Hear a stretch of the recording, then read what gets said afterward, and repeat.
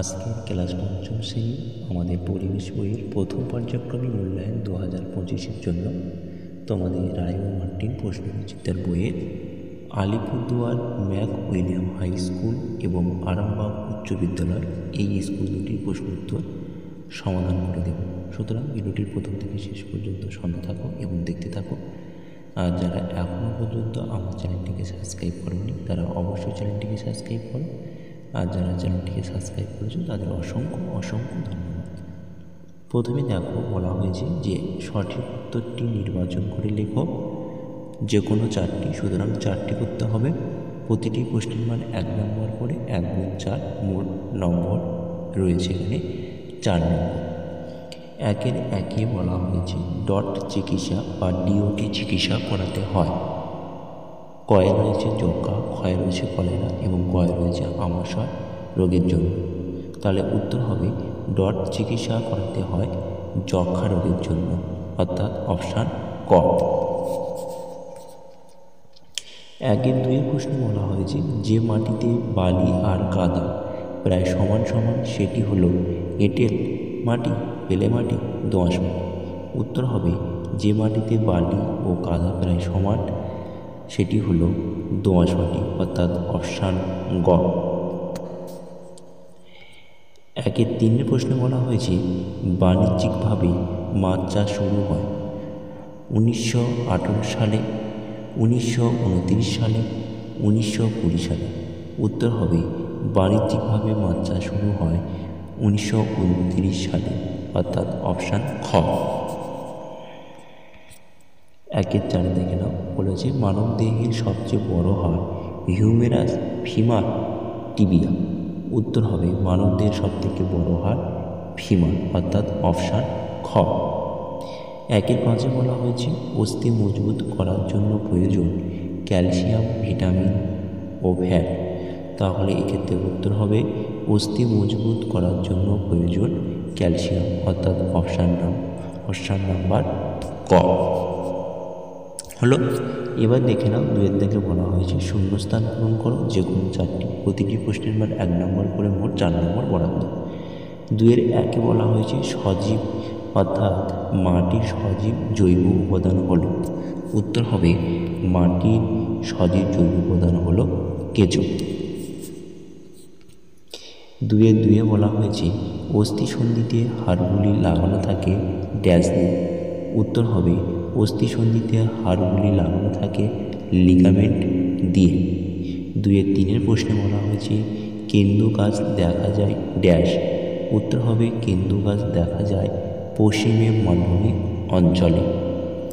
দুয়ের চারের প্রশ্নে বলা হয়েছে ত্বকের উপরের স্তরে ড্যাশ থাকে না। উত্তর হবে ত্বকের উপরের স্তরে রক্ত থাকে না। দুয়ের পাঁচের প্রশ্নে বলা হয়েছে ড্যাশ হলো শরীরে রক্ত ছড়িয়ে দেওয়ার পাম্প। উত্তর হবে হৃৎপিণ্ড হলো শরীরে রক্ত ছড়িয়ে দেওয়ার পাম্প। তিনের দাগে বলা হয়েছে সত্য ও মিথ্যা নির্ণয় করো। প্রতিটি প্রশ্নের মান 1 নম্বর করে, দুটো করতে হবে। 1 গুণ 2 সমান 2 নম্বর বরাদ্দ রয়েছে। প্রথমে দেখে নাও তিনের একে বলা হয়েছে এঁটেল মাটিতে কাদার পরিমাণ সব থেকে বেশি। তাহলে উত্তরটা নিশ্চয়ই সত্য, কেন এঁটেল মাটিতে কাদার পরিমাণ সব থেকে বেশি থাকে। তাহলে বাক্যটি সত্য। তিনের দুয়ের প্রশ্নে বলা হয়েছে দার্জিলিং পার্বত্য অঞ্চলে ধাপ কেটে চাষ করা হয়। তাহলে উত্তর হবে সত্য, দার্জিলিং পার্বত্য অঞ্চলে ধাপ কেটে চাষ করা হয়। তাহলে বাক্যটি সত্য। চারের দাগে বলা হয়েছে নিচের প্রশ্নগুলো একটি বাক্যে উত্তর দাও যে কোনো চারটি। প্রতিটি প্রশ্নের মান 1 নম্বর করে মোট 4 নম্বর বরাদ্দ। চারের একে প্রশ্নে বলা হয়েছে কোচবিহারে একটি ঝিলের নাম লেখো। উত্তর হবে কোচবিহারের একটি ঝিলের নাম রসিক বিল। কোচবিহারে একটি বিলের নাম লেখো। উত্তর হবে কোচবিহারের একটি বিলের নাম রসিক বিল। চারের দুয়ের প্রশ্নে বলা হয়েছে আকর্ষ কী। এক্ষেত্রে তোমরা উত্তরটা কী হবে দেখে নাও। উত্তর লিখবে আকর্ষ হলো খাড়া হয়ে দাঁড়াতে পারে না এমন বিরুৎ শ্রেণী উদ্ভিদের কাণ্ড বা শাখা বা পাতা পরিবর্তিত হয়ে যে সুতোর মতন সরু পেঁচানো অংশ সৃষ্টি করে তাকে আকর্ষ বলে। এই আকর্ষর সাহায্যে এই সমস্ত উদ্ভিদ কোনো অবলম্বনকে জড়িয়ে ধরে উপরে ওঠে, যেমন করলা, উচ্ছে, লাউ, কুমড়ো প্রভৃতি উদ্ভিদের আকর্ষ তৈরি হয়। দেখে নাও 4-3 প্রশ্নে কী বলা হয়েছে। 4-3 প্রশ্নে বলা হয়েছে দুটি অমেরুদণ্ড প্রাণীর নাম লেখো। উত্তর লিখবে দুটি অমেরুদণ্ড প্রাণীর নাম জো কেঁচো। 4-4 প্রশ্নে বলা হয়েছে কোন উপাদান থাকার জন্য মানুষের চামড়ার রং কালো হয়। এক্ষেত্রে তোমরা উত্তর লিখবে মেলানিন, অর্থাৎ মেলানিন নামে উপাদান থাকার জন্য মানুষের চামড়ার রং কালো হয়। 4-5 প্রশ্নে বলা হয়েছে ত্বকে রোদ লাগলে কোন ভিটামিন তৈরি হয়। উত্তর হবে ত্বকে রোদ লাগলে ভিটামিন ডি তৈরি হয়। ওকে, এবার দেখে নাও 5-এর দাগে। 5-এর দাগে বলা হয়েছে নিচের প্রশ্নগুলি উত্তর দাও, যে কোনো 3টি, প্রতিটি প্রশ্নের মান 2 নম্বর করে, মোট এখানে 6 নম্বর বরাদ্দ। 5-1 বলা হয়েছে পশ্চিমবঙ্গের দ্বার অঞ্চলের সম্পর্কে লেখো। এক্ষেত্রে তোমাদের এটা সেকেন্ড ইউনিট টেস্টের জন্য, সুতরাং এই প্রশ্নটি আমি তোমাদের দ্বিতীয় পর্যায়ক্রমিক মূল্যায়নের জন্য বলে দেবো। তোমরা যদি মনে করো এর উত্তরটা লিখে নেবে, তাহলে তোমাদের পাঠ্য বই রয়েছে, তোমরা পাঠ্য বই লিখে উত্তরটি করে নেবে। যদি না পারো তোমরা অবশ্যই আমাকে কমেন্ট করে জানাবে, আমি তোমাদেরকে পুনরায় যে প্রশ্নগুলো আমি ফাঁকা রাখছি বা করে দিচ্ছি না, সেই প্রশ্নগুলো আমি তোমাদেরকে পুনরায় পরের একটি ভিডিওতে করিয়ে দেবো। ওকে, 5-2 প্রশ্নে কী বলেছে দেখে নাও। বলা হয়েছে বাড়িতে কীভাবে ORS তৈরি করা হয়। এই প্রশ্নটি খুব ইম্পর্টেন্ট একটি প্রশ্ন, দেখে নাও তোমরা উত্তরটা কীভাবে লিখবে। বাড়িতে ORS তৈরি করার পদ্ধতি, এটা ভয়কার হয়ে গেছে, এটা ত হবে। ওকে, প্রথম 1 নম্বর পয়েন্টে লিখবে প্রথমে জল 20 মিনিট ফুটিয়ে ঠান্ডা করে নিতে হবে, এবং দ্বিতীয় পয়েন্টে লিখবে এরপর 1 গ্লাস ওই ফোটানো জলে 1 চামচ চিনি আর 1 চামচ চিমটে নুন দিলে তৈরি হয়ে যাবে ORS। হলো। 5-3 প্রশ্নটা দেখো না, পশ্চিমবঙ্গের মালভূমি অঞ্চলের সম্পর্কে লেখো। এই প্রশ্নটিও তোমাদের সেকেন্ড ইউনিট টেস্টের জন্য, সুতরাং এখন তোমাদের পড়া রাখা কোনো প্রয়োজন হচ্ছে না। 5-4 বলা হয়েছে, দেখো 5-4 প্রশ্ন বলেছি চামড়ার ব্যবহার ক্রমশ কমছে কেন। এই প্রশ্নটির উত্তর তোমরা এইভাবে লিখবে যে চামড়ার বেশি ব্যবহার পরিবেশে দূষিত হয়। 1 নম্বর পয়েন্টে লিখবে। 2 নম্বর পয়েন্টে লিখবে চামড়া কারখানায় নোংরা বর্জ্য পদার্থ জলাশয়ে পড়ে জল দূষণ ঘটে, এবং 3 নম্বর পয়েন্টে লিখবে এছাড়া এইসব কারখানা থেকে হাওয়া দুর্গন্ধ ছড়ায়, ফলে বায়ু দূষণ ঘটে। এবার দেখে নাও 5-5 প্রশ্নে কী বলা হয়েছে। 5-5 প্রশ্নে বলা হয়েছে ফসকা কীভাবে পড়ে। উত্তরটা তোমরা সুন্দরভাবে লিখবে এইভাবে যে শরীরের কোনো স্থান পুড়ে গেলে ওই পোড়া স্থানে চামড়ার উপরের স্তরটা গরমে মরে যায়, তখন নিচের স্তর থেকে জলীয় তরল বেরিয়ে আসে। এই জলীয় তরল দুটি স্তরের মাঝে জমা হয়, ফলে স্থানটা ফুলে ওঠে এবং ফসকা পরিণত হয়। 5-6 প্রশ্নে বলা হয়েছে জল দূষণের 2টি উপায় লেখো। তোমরা দেখে নাও উত্তরটা 2টো উপায়, একটা হচ্ছে প্রাকৃতিক পদ্ধতি, একটা হচ্ছে রাসায়নিক পদ্ধতি। প্রথমে আমি আলোচনা করি প্রাকৃতিক পদ্ধতি। দেখে নাও প্রাকৃতিক পদ্ধতিতে বলা হয়েছে বাতাসে অক্সিজেন জলের নোংরাকে ভেঙে দিয়ে এবং বিভিন্ন জলজ প্রাণীর জলের নোংরাকে জলকে প্রাকৃতিকভাবে শোধন করে। এবং দ্বিতীয় যে পদ্ধতি লিখবে সেটা হচ্ছে রাসায়নিক পদ্ধতি। লিখবে পটাশিয়াম পার ম্যাঙ্গানেট বা ওই জাতীয় রাসায়নিক পদার্থ জলে মেশালে রাসায়নিকভাবে জল শোধন হয়। এই ছিল তোমাদের প্রথম স্কুল। এবার আমি তোমাদের আলোচনা করবো দ্বিতীয় স্কুল। দ্বিতীয় স্কুল হচ্ছে বৈদ্যা এমএল উচ্চ বিদ্যালয় HS। দেখে নাও 1 প্রশ্নে বলা হয়েছে সঠিক উত্তরটি নির্বাচন করে লেখো, যে কোনো 6টি। প্রতিটি প্রশ্নের মান 1 নম্বর করে, মোট এখানে 6 নম্বর বরাদ্দ।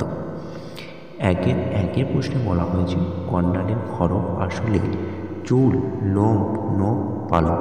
উত্তর হবে গন্ডারের খড়গ আসলে চুল। 2 প্রশ্নে বলা হয়েছে সাহেব বাঁধ অবস্থিত বাঁকুড়ায়, পুরুলিয়ায়, হাওড়ায়, কোনোটি নয়, তাহলে উত্তর হবে সাহেব বাঁধ অবস্থিত পুরুলিয়া, অর্থাৎ অপশান খ।